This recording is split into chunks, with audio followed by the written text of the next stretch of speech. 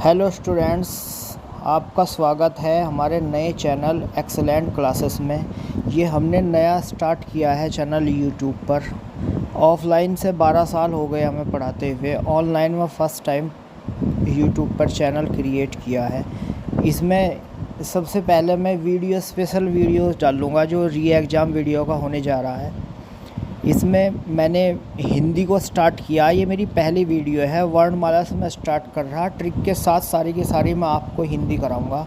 ऐसे ही जीएस कराऊंगा ट्रिक के साथ पूरी, और रीजनिंग में भी ऐसे टॉपिक कंप्लीट कराऊंगा आपको ट्रिक के साथ। तो पहला टॉपिक जैसे आप देख रहे होंगे, इसमें ये वर्णमाला के नाम से है पहला टॉपिक। इसमें वर्णमाला में बहुत सारा डाउट होता है कि वर्णों की संख्या कितनी है, कैसे है। पहले मैं टॉपिक ख़त्म कराऊंगा, उसके बाद मैं आपको प्रीवियस ईयर के जितने भी क्वेश्चन हैं वो सारे कराऊंगा वर्णमाला के। तो पहला क्वेश्चन है, वर्णों के व्यवस्थित समूह को क्या कहा जाता है? वर्णमाला कहा जाता है। फिर दूसरा क्वेश्चन इसमें बनता है कि भाषा की सबसे छोटी इकाई कौन सी है? तो याद रखेंगे आप, वर्ण होती है भाषा की सबसे छोटी इकाई। बहुत सारे वो या दो से ज़्यादा वर्णों से मिलकर ही एक शब्द बनता है, और शब्दों से मिलकर तैयार होता है एक वाक्य। तो सबसे छोटी इकाई होती है वर्ण। वर्ण से ही बनते हैं हमारे स्वर और व्यंजन। तो वर्णमाला में टोटल वर्णों की संख्या बताई जाती है 52। लेकिन ये लेखन के आधार पर वर्णों की संख्या है बच्चों 52।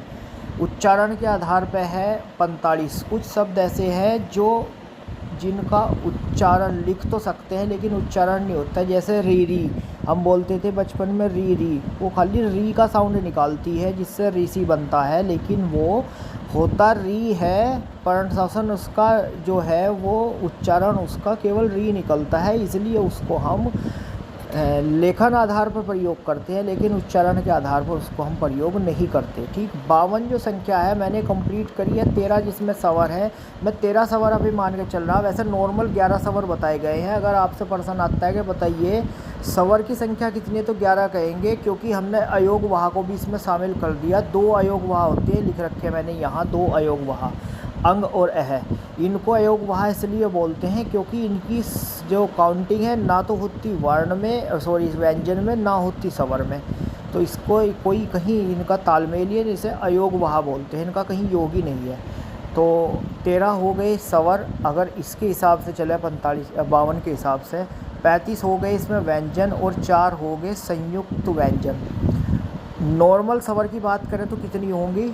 11। ऐसे ही व्यंजन की नॉर्मल की अगर बात करेगा तो जो पूछे जाते हैं एग्जाम में, तो 33 होंगे वैसे, लेकिन मैंने 35 इसलिए लिख दिया इसमें क्योंकि 2 इसके साथ मैंने ये भी जोड़ दिए, जिन्हें बोलते हैं उपक्षिप्त व्यंजन या फिर द्विगुण व्यंजन।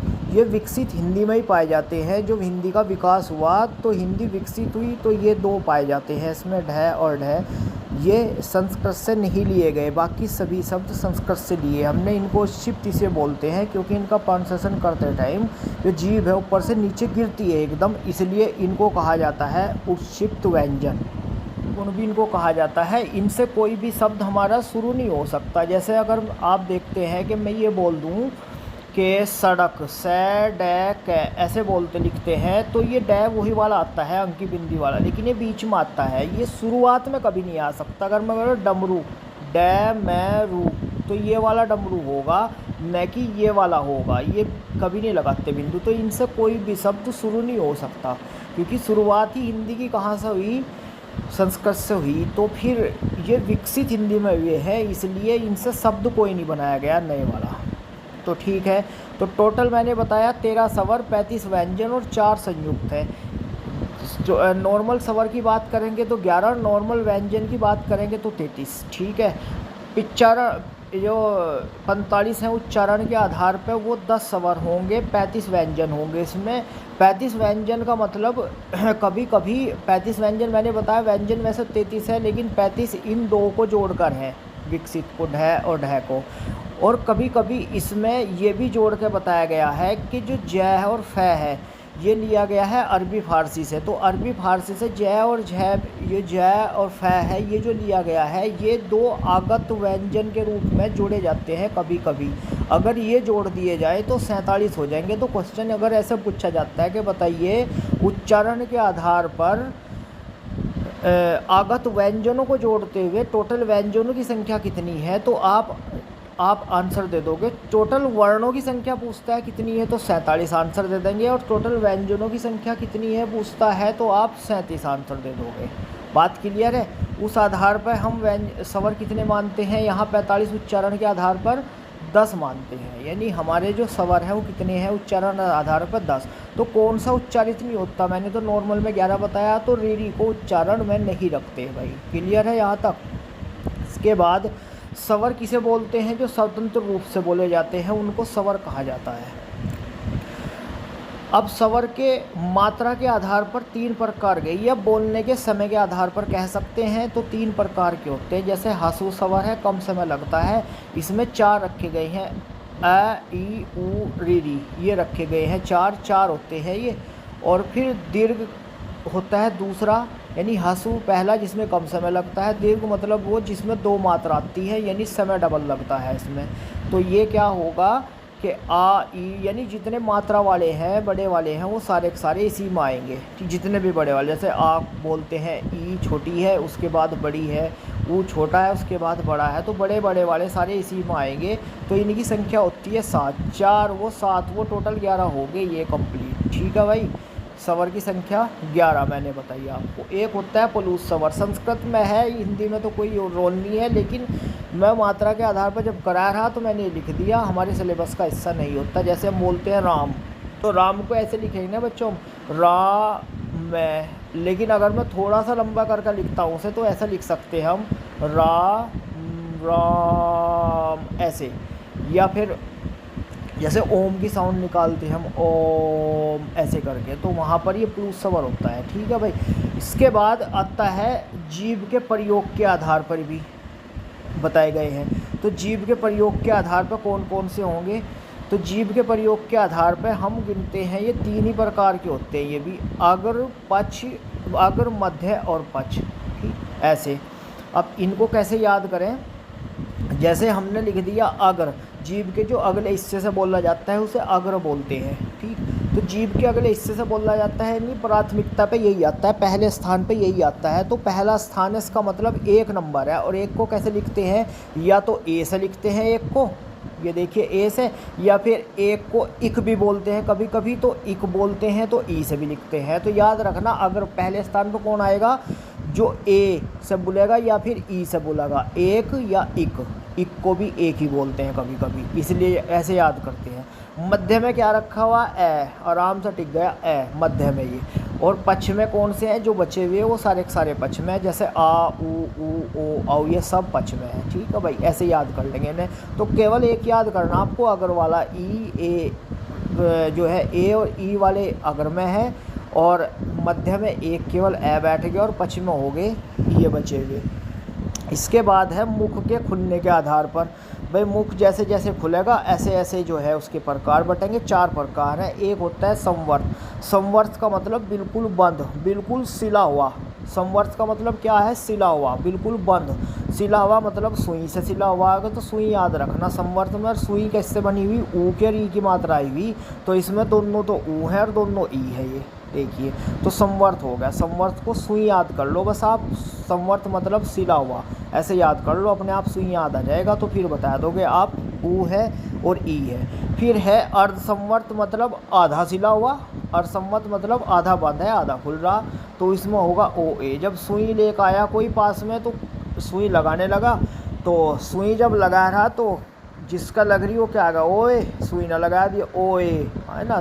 तो सुई से तो याद कर लोगे इसको, और ओ ए से याद कर लोगे। और संवत भाई ऐसे ही कोई रिलेट हो सकते हैं ये, तो कोशिश कर रहा मैं कोई रिलेट करने को, क्योंकि वैसे तो याद नहीं रहती। अगर प्रोनाउंसिएशन बोल के देखेंगे तो शायद क्लियर नहीं होनेगा। ऊ बोल लोगे तो ऊ बोलने में जीभ के अगले भाग से बोल रहा, पिछले भाग से बोल रहा, ये तो व्याकरण का कोई ढेर बड़ा पखंड ही होगा कोई ज्ञाता, वही पता लगा सकता है। नॉर्मल व्यक्ति हमारे आपके जैसा नहीं पता लगा सकता, इसलिए मैंने इसको ट्रिक से याद कराया रहा हम आपको।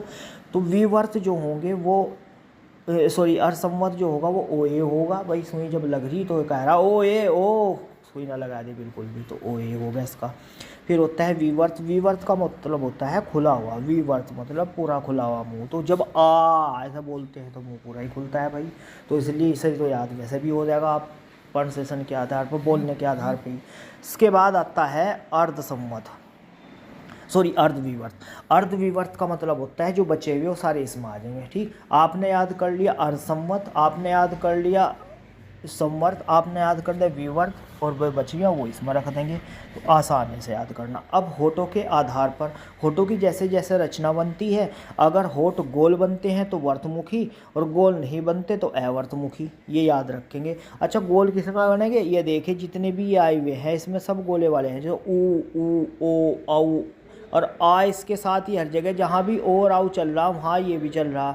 ये वो होता है भाई जब डॉक्टर जो है, जब लिखते हैं ना हम डॉक्टर, तो ऐसे लिखाते हैं, तो डॉक्टर में ये जो लगता है ऊपर, ये चंद्र बिंदु तो होता नहीं है लेकिन ये डॉक्टर में लगता है, तो इसे आ की साउंड बोलते हैं इसमें डॉक्टर।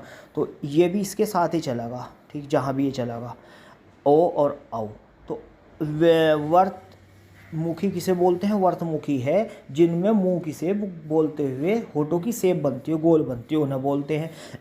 अवर्त में आ ई ए बोल लोगे आप, होठ पर कोई फर्क नहीं पड़ रहा, होठ अपने बिल्कुल आप जो है पकड़ कर रखो दोनों, तब भी बोल दोगे, तो इसे अर्थमुखी बोलते हैं, अवर्तमुखी बोलते हैं। ठीक है भाई, इतना आपको क्लियर हुआ होगा उम्मीद करता हूँ। इसके बाद ये अगला पोर्शन है, इसमें व्यंजन के बारे में बताया गया। व्यंजन क्या होंगे भाई, व्यंजन वही होंगे जिसे बोलने के लिए किसी न किसी स्वर के सहारे की जरूरत होगी। जैसे कै बोलते हैं, ऐसे लिखोगे कै, लेकिन कै का जो उच्चारण है उसमें ए की आवाज़ आ रही है बाद में कै, ऐसे, तो इसलिए ये स्वतंत्र नहीं होते, इनके साथ कोई ना कोई स्वर जरूर लगा हुआ होगा, इसलिए इन्हें व्यंजन बोलते हैं। स्वर किन्हें बोलते हैं, जिनको बोलने में किसी की हेल्प की जरूरत नहीं पड़ती, स्वतंत्र रूप से बोल सकते हो और कम समय में बोल सकते हो। ठीक है, उन्हें बोलते हैं स्वर। तो परंपरागत रूप से कितने बताए, 33 होते हैं। अभी बताया भाई मैंने, जो व्यंजन की संख्या है वो 35 भी बताई भाई मैंने, आपको 37 भी बताई मैंने, और अभी परंपरागत रूप से कितनी है, 33 कब है, जब उसमें डै और ढै, वो वाला ये वाला डै और ये वाला ढै जब शामिल नहीं करते, क्योंकि ये तो हिंदी में ही विकसित हुए हैं ना, तो इनको शामिल नहीं करते तो हो जाएगी 33, अगर इनको शामिल कर दिया तो हो जाएगी कितनी, 35। और अगर हमने 2 आगत वाले भी शामिल कर दिए, कौन कौन से, जय और फै आए थे ना, ये नुक्ता वाले, नुक्ता बोलते हैं जब यहाँ जो छोटा सा लगता है, जब नुक्ता वाले जब शामिल कर लिए तो इनकी संख्या हो जाएगी 37। तो नुक्ता वाले को शामिल करके 37, नॉर्मल की बात करें तो 35, और परंपरागत रूप से बात करें तो हो जाएंगे 33। इतना याद रखेंगे। अब इनका है प्रोनाउंसिएशन कहाँ से किसका होता है, ये वाली बात है, किसको कहाँ से बोला जाता है व्यंजनों को। जैसे कंठ के आधार पर होता है भाई, व्यंजनों को जब बोलते हैं तो कोई तो गले से साउंड आती है, कोई तालु से आते, तालु मतलब ऊपर वाला हिस्सा मुंह का, तलवा जिसे बोलते हैं। मूर्धा से आती है, तलवे के पीछे का एरिया है मूर्धा। दंत आप सब जानते ही हैं, और ओठ भी आप सब जानते हैं, ओष्ठ मतलब होठ को ही बोलते हैं ये सब। तो अब इनका प्रोनाउंसिएशन के बारे में बात आती है, किसका कहाँ से बोलता है, उच्चारण स्थान किसका कहाँ से है, और उसी के नाम से उसको जाना जाता है। अच्छे से आपको जो है ये रटने पड़ेंगे। मैं कोशिश करूँगा कि किसी ट्रिक से इन्हें जुड़वा दूँ। जैसे कंठ है, ठीक, पहले तो इसे आप याद कर सकते हैं कहाँ से कौन कौन से हैं, तो कै तै कै चै टै तै पै, कचट तप। ठीक, क्या याद रख लेंगे, कै चै टै तै पै, कचट तप। कचट तप सब याद रखेंगे। तो कचट तप ये सीक्वेंस है पहले वाले का। देखो मैंने ना 5 जगह बांटा हुआ, जैसे first, second, third, fourth, fifth, ऐसे ये बटे हुए ये वाली लाइन में देख रहे होंगे, ये वाली लाइन। तो ये 5 होते हैं, ये 5 वर्ण इनकी रेखाएं बनाए रखी, 5 इनके भाग कर रखे। तो पहले वाले भाग में ये 5 है, दूसरे वाले में, तीसरे में, चौथे में, पाँचवें में। ठीक, इसे बोलते हैं कै वर्ग, क्योंकि कैसे शुरू हुई है। इसे चै वर्ग, इसे टै वर्ग, इसे तै वर्ग, इसे पै वर्ग बोलते हैं। तो जैसे बोल दिया कि कंठ से कौन से बोलते हैं, तो कंठ से कै, कै कंठ होता है और कै से कै होता है। तो कै कौवा, कौवे ने क्या किया, कंठ में जो है चोंच मार दी, कहाँ, गले में चोंच मार दी, और गले में जैसे ही चोंच लगी कौवे की तो फिर क्या होगा भाई, गले की जो भाई मार दिए भाई ऐसे आवाज़ आओगी, तो फिर जो है की आवाज़ आएगी, एक तो है इसी में बोलता है भाई कंठ से कै वर्ग तो पूरा पूरा रट ही लोगे आप, लेकिन उसके साथ साथ है भी रट लोगे आप। भाई है कैसे रट लोगे, क्योंकि जब गले में कंठ की आवाज़ वो लगेगी, चोंच मारेगा कौवा, तो फिर कैसी आवाज़ आ गया, हा ऐसे आवाज़ आओगे, है में फिर विसर्ग भी रटा गया ये, हा ऐसे करेंगे, ठीक भाई। और जब है की आवाज़ आओगी तो विसर्ग भी रटा गया, और हा आ की आवाज़ तो अपने आप ही आ रही इसमें, ठीक। तो हा यानी जहाँ कौवे से उड़ाने पड़े वहाँ सारे सारे कंठ हैं, जहाँ सब कौवे से ही उड़ाने पड़े, ऐसे ही कग्गे से उड़ा रहे भाई, हमारी भाषा में तो कग्गे है। फिर तालु है, तालु का मतलब होता है जो तलवे से बोलते हैं, तलवे से कौन सा बोलता है, तो च वर्ग बोलता है भाई, ठीक। च वर्ग तलवे से बोलता है, ठीक। च वर्ग च चम्मच, चम्मच पढ़ ही लेंगे आप, च चम्मच, चम्मच कहाँ पर तालु में लगता है, जब भी बच्चा कोई खेलता हो चम्मच से तो उसके ऊपर वाले हिस्से में चम्मच लगता है, जिसे तालु बोलते हैं। बच्चे के जब तलवे में चम्मच लग गया तो बच्चा जो है च वर्ग तो ऐसे रटा जाएगा तय, इससे बोलता है। और बच्चे के जब तालू में चम्मच लग गया तो बच्चे ने क्या शुरू किया, रोना शुरू कर दिया। और कैसे रोता है बच्चा, ई करके रोता है, तो ई सा आपने ये भी रट लिया, ठीक है भाई। और जब ये रटा गया तो उसके बाद फिर बच्चे की माँ ने पूछ लिया, भाई कहाँ क्या करवा लिया, क्यों रो रहा, ये क्यों कर रहा। तो बच्चा क्या है, आजकल अंग्रेजी बच्चे हैं भाई, हिंदी पसंद नहीं करते, तो बच्चा क्या कहेगा, चम्मच लगवा ले, यस। तो यस है बोल लगा ना, यस है, यस। तो यस भी दोनों, यह और सह दोनों भी किससे, तालू से ही बोलता है। तो कंठ सा आ कग्गे वाले, और इससे ई चम्मच लगी तालू में तो ई करागा, और उसके बाद यस भी बोल लगा बच्चा। उसके बाद आते हैं मूर्धा पे। मूर्धा वाली अवस्था में कौन बैठता है भाई, मूर्धा वाली अवस्था होती है साधु की। जब साधु बैठता है कुछ ऐसी ये पोजीशन बैठता है, ये साधु का सिर होगा, ऐसे बैठ के ये पालथी मार के ऐसे बैठता है साधु, ऐसे ऐसे बैठता है ना पालथी मार के। तो पालथी मार के जब साधु बैठता है तो इसे पोजीशन को हम क्या बोलते हैं, इसे बोलते हैं मूर्धा, मूर्धा वाली अवस्था। मूर्धा में बैठा साधु, साधु मतलब ऋषि, ऋषि जब मूर्धा में बैठा तो ऋषि मतलब रीरी आ गया एक तो, ठीक, इसी में बोलता है। अच्छा ऋषि जो टमाटर ज़्यादा खाता है, ये मान लो कि ऋषि जो है वो टमाटर, जब ऋषि मुनि जब योग किया करते थे तो कई कई साल तक बैठे रहते थे, तो उनके ऊपर जो है पेड़ जम जाया करते थे, टमाटर का ही पेड़ जम गया उनके ऊपर। तो टमाटर टमाटर से याद कर लो, मूर्धा टमाटर है, और टमाटर खाता है ऋषि, और ऋषि मूर्धावस्था में बैठता है। तो रीरी भी आया उसमें, सह भी आया और रह भी आया, ठीक, तीनों आएंगे इसमें। रीरी पेट पटासे वाला सह जिसे षटकोण बोलते हैं, और एक रह भी आ गया, तो इसका मतलब तीनों कवर हो गए इससे, ठीक भाई। और उसके बाद भाई ढह और ढह जो वो क्षिप्त वाले थे वो भी इसी में आएंगे मूर्धा में ही, ठीक, क्योंकि ये क्षिप्त है, ये फेंके हुए है, उच्चिप्त बोलते हैं फेंके हुए को। ये हिंदी में ही विकसित हुए, हिंदी में विकसित हुए। तो पहला कहाँ, बस ऋषियों के पास गए हुए थे पहले इन्हें कोई नहीं पूछ रहा था, ऋषियों के पास थे, तो ऐसा याद कर सकते हैं। उसके बाद भाई दंत वाला केस है। दंत के केस में हम पढ़ते हैं, जैसे दांत पर जो है बचपन में भाई जाया करते थे स्कूल में, तख्ती ले जाया करते थे, तख्ती पर लिख के ले जाया करते थे, तख्ती तय तख्ती। और दांत से संबंध तख्ती का बहुत सीधा साधा सा रहा, तख्ती लिखने के काम भी आती थी, लड़ाई होगी तो फिर वह हथियार भी तख्ती था। तो हथियार जब तख्ती था तो तख्ती कहाँ लगा करती थी, दांत पे लगा करती थी। दांत पे जिसके लगेगी उसका दांत टूट जाएगा, और जो मारेगा वो क्या कहेगा, ले साले। भाई देखो थोड़ी सी गाली भी यूज होकर याद हो जाए तो बस ठीक है, काम हो जाए अपना। और ले साले, ले साले बोलता था वो, तो ले से दोनों इसमें आए। तो दंत में क्या होगा, दांत से तख्ती, और तख्ती कहाँ लगी, दांत पर, ले से। तो ये भी कंप्लीट हो गया, ठीक है भाई। ओष्ठ से कैसे पढ़ेंगे भाई, ओष्ठ वाले क्या है, पै वर्ग है, ठीक, पतंग भाई, पै पतंग पढ़ी हमने आज तक, तो पै पतंग, ठीक। पतंग जब उड़ रही अपनी तो क्या बोलते हैं, वो उड़ी उड़ी, भाई पतंग देख कर अपनी क्या बोलते हैं, वो उड़ी उड़ी, हमारी पतंग उड़ी। तो जो इतना पै वर्ग है वो तो इसमें आएगा ही, उड़ी उड़ी में मतलब जो है ऊ भी इसी में आ जाएंगे, ठीक भाई। तो इतना आपको उम्मीद करता हूँ क्लियर हुआ होगा। को रिलेट करके मैं कोशिश कर रहा कि कहीं ना कहीं कोई ना कोई ट्रिक बना कर करा दूँ, और इन ट्रिकों को आप 1-2 बार वीडियो को देखकर रिवाइज करेंगे तो कभी नहीं जीवन में भूलने के हैं। उसके बाद उष्ण व्यंजन है। उष्ण व्यंजन क्यों उनसे होते हैं भाई, स है, उष्ण व्यंजन है, स है, मतलब उष्ण बोलते हैं जिन्हें बोलने में मुँह से गर्म हवा आती हो, और गर्म हवा इन्हें संघर्ष व्यंजन भी बोलते हैं। इन्हें जब बोलते हैं तो गर्म हवा भी आओगी और संघर्षी भी होगी। ठीक, पर गर्म हवा कब होगी? जब साइकिल पर कहीं जा रहे, मोटरसाइकिल पर कहीं जा रहे, तो उसकी जब हवा निकलनी शुरू हो जाए तो उसके अंदर ठंडी हवा नहीं गर्म हवा निकलती है। क्यों? क्योंकि गर्म हवा पंचर होने पाओगे और आवाज़ कैसी आओगी? सै सै सै की आवाज़ आओगी उसमें से हवा के निकलने पर, तो वो गर्म हवा निकलती है। बहुत संघर्ष हुआ होगा टायर के साथ, तब वह निकलने शुरू करती है, इसलिए संघर्षी व्यंजन भी नहीं बोलते। सै सै सै है को संघर्षी व्यंजन। अंत्यस्थ व्यंजन किन्हें बोलते हैं? इन्हें बोलते हैं य र ल व को अंत्यस्थ व्यंजन बोलते हैं भाई। ठीक, य र ल व को अंत्यस्थ व्यंजन। ये जो अंत्यस्थ व्यंजन है भाई, अंत्यस्थ बोलते हैं सटा हुआ, ठीक, पास का।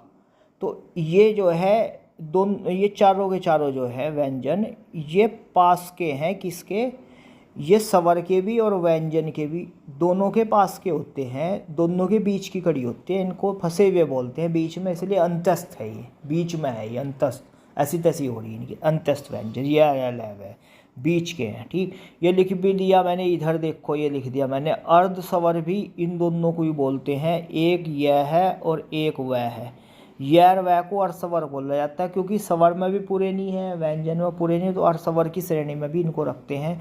क्यों रखते हैं अर्धस्वर की श्रेणी में भाई? जैसे बोलते हैं राम सीता वहाँ गई, तो गई को गै यह भी लिख सकते हैं, और गै यह पर बड़ी ई की मात्रा भी लिख सकते हैं। गई भी ऐसे भी दोनों सही माना जाएगा। ऐसे ही इसका है वह का हाल। जैसे दाव लिखना, तो दा ओ बोल दोगे तो भी दाव है, दा वह लिख दोगे तो भी दाव है। तो इसलिए इनका प्रोनाउंसिएशन दो तरीके से हो सकता है, या तो व्यंजन से बना लो चाहे स्वर से, ये तो बीच की कड़ी मानेगा इनको। तो अर्ध स्वर कौन सी है? यह वह, याद रखना। उसके बाद यह है भाई हमारे ये संयुक्त दीर्घ स्वर है। दीर्घ स्वर मैंने आपको पढ़ाए, स्वर की संख्या कितनी है भाई? स्वर की संख्या है 11। स्वर की संख्या कितनी है? 11। और 11 स्वर में मैंने आपको बताया ए आ ई ऊ री ए आई ओ, ऐसे सारे के सारे। तो ये स्वर है, लेकिन उच्चारण के आधार पर मैंने 10 ही बताई आपको स्वर, उच्चारण के आधार, क्योंकि री बोलती नहीं है। ठीक, तो जो 11 हैं, इन 11 में से इन 4 को तो संयुक्त स्वर बोलते हैं, संयुक्त दीर्घ स्वर। ठीक, संयुक्त दीर्घ स्वर क्यों बोलते हैं? क्योंकि ये जो चारों हैं ये किसी दूसरे के सहयोग से बनते हैं। जैसे अगर आप ए बनाओगे तो खाली ए नहीं बना पाने के, ए के साथ आपको किन्हीं दो का मेल होगा ए बनाने के लिए। तो इसको जैसे ए और आई है, इसको कंठ तालु बोलते हैं। कंठ तालु इसका नाम इसलिए रखा हुआ क्योंकि ये दो के सहयोग से बना हुआ। कंठ तालु किस किस के सहयोग से बना हुआ? अगर ऐसा कभी आता है कि ए जो दो का मेल होगा, ए के साथ जब ई का उच्चारण निकाल लोगे तो ही ए बनेगी। ठीक, और वो ए की जगह आ लगा दो और ई की जगह बड़ी ई लगा दो तो भी ए ही बनेगी। ठीक, तो ये दो के मेल से बनते हैं, इसलिए इन्हें क्या कहा जाता है? संयुक्त दीर्घ स्वर भी नहीं बोलते हैं। किसे? ए को। आई भी ऐसे ही बनती है। आई किसके दो के मेल से बनती है? जब ए के साथ हम ए को मिला देंगे तो आई बन जाएगी। ठीक, तो संयुक्त दीर्घ स्वर हो गए। संयुक्त इसलिए कि दो से बन रहे, दीर्घ इसलिए क्योंकि बड़ी मात्रा वाले हैं ये सब। ओ को भी ऐसे ही बनाओगे, जब हम ए के साथ ऊ को मिला देंगे, अब ऊ आपकी मर्जी छोटा लगाओ या बड़ा लगाओ, तो वो ओ बन जाएगा। लेकिन अगर हम ए के साथ या आ के साथ ओ को लगाओगे तो आउ बन जाएगा, इसलिए इन्हें बोलते हैं संयुक्त दीर्घ स्वर। ठीक भाई, ये होते हैं संख्या में 4 और इन्हें संयुक्त दीर्घ स्वर को, सपोज ए है भाई, ए किस किस से बनेगा? अभी बताया था मैंने, ए के साथ ई मिलागा तो संयुक्त दीर्घ स्वर बनेगा। ठीक, ए कहाँ से बोल रहे थे? भाई वो कंठ में लग गया था वो, तो वो कंठ से बोलता है। और फिर ई का प्रोनाउंसिएशन स्थान कहाँ सा था? ई, वह बच्चे का चम्मच लगी ई कर हो रहा था। ठीक, तालु में लगी थी तालु, तो कंठ और तालु दो के मेल से बनते हैं, इसलिए इसे कंठ तालु बोलते हैं ए आई को। ठीक, कंठ तालु उच्चारण स्थान इनका। इसी तरीके से ओ और आउ का उच्चारण स्थान है। ओ अगर बनाओगे तो ए के सहयोग से, ए कहाँ था? वही कंठ में था। और अगर ऊ बनाओगे तो ऊ कहाँ सा? उड़ी उड़ी पतंग उड़ी, ओष्ठ था तो कंठोष्ठ हो गए। ठीक, तो उच्चारण स्थान इनके ये ऐसे हम याद कर सकते हैं। वै को दंतोष्ठ बोलते हैं, ये दंत और ओष्ठ के सहयोग से बनता है, इसलिए इसे दंतोष्ठ कहा गया। इतना उम्मीद करता हूँ भाई क्लियर होगा आप लोगों को, ठीक है। फिर मैं थोड़ा सा बचा हुआ इसका पोर्शन अगली वीडियो में लाऊंगा, और उस वीडियो के ये ज़्यादा लंबी हो जाएगी नहीं तो, और उस वीडियो में मैं उस छोटे बचे हुए पोर्शन के साथ साथ आपको इसके प्रीवियस ईयर के क्वेश्चन भी कराऊंगा, सारे के सारे क्या क्या क्वेश्चन इसमें आते हैं। तो भाई उम्मीद करता हूँ आपको पसंद आया होगा। वीडियो को लाइक करें, शेयर करें, सब्सक्राइब करें भाई, चैनल को सब्सक्राइब करें, हमारे वीडियो को ज़्यादा से ज़्यादा शेयर करें आप इसे, ताकि 2 4 10 सब्सक्राइबर हमारे बढ़ते रहें। धन्यवाद।